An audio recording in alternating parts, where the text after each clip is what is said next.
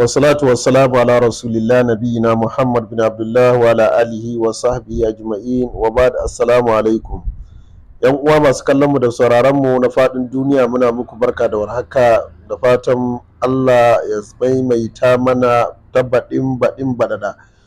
Barkanmu da sallah, Allah ka karba mana ibadunmu. Wannan za mu iya cewa kamar wata faɗakarwa ce wadda kowace irin sallah, musamman babbar sallah ta layya, wanda ake sharɓan lagwada, ake kwankwaɗan kan shanu, ake dankarar kan raguna, ake cin kayan ciki, ake cin nama gasasshe da soyayye.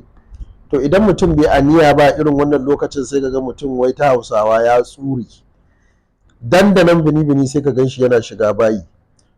Mun sha bayani cewa shi maiƙo wani irin abu ne wanda yake ta'ammuli da system ɗin ɗan adam. Shi yasa so da yawa idan ka je China ko ka je India ko ka je Saudi Arabia, in dai za ka sai abinci wanda ya danganci nama da kitse ko mai, sai ka ga an haɗa maka da lemun tsami.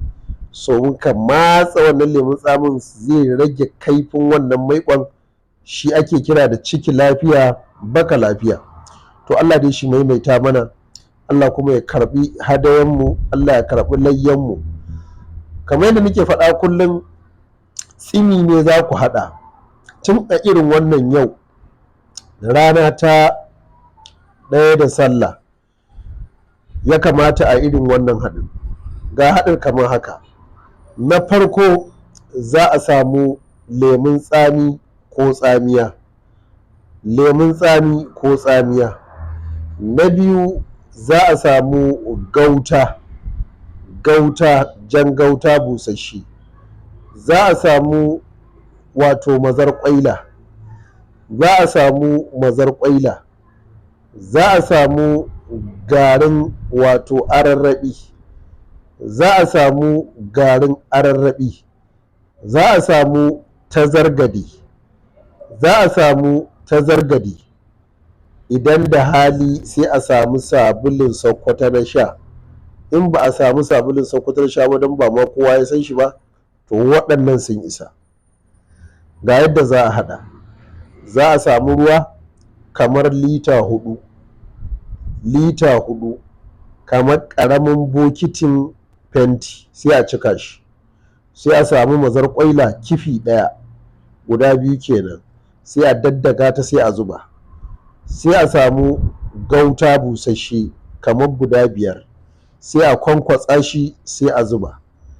Za a samu garin ararraɓi cokali 2 babba, sai a zuba. Za a samu tsamiya sili 4, sai a zuba. Za a samu tazargade cokali 1 babba, sai a zuba, sai a rufe shi. So ake a jika shi kamar tun karfe 5 na yamma. Misali yau in aka rufe shi, ba za a yi amfani da shi ba sai gobe da safe. So in aka karya, sai a tace shi, za a tace shi, sai a rika ɗiba ƙaramin kofi a sha bayan an ci abinci. In gidan da yawa haka, kowa zai zo ya sha wannan. In kana da hali sai ka ƙara haɗawa. Wannan zai taimaka insha Allahu, duk wani abu da aka ci na maiƙo wanda zai sa a je bayi ko wanda zai tada zuciya, wannan tsimin zai taimaka masa da yardar Allah. Muna fatan Allah subhanahu wata'ala ya karɓa mana ibadojinmu, Allah kuma ya karɓa mana, Allah kuma ya maimaita mana na baɗin baɗaɗa. Muna muku fatan alkhairi.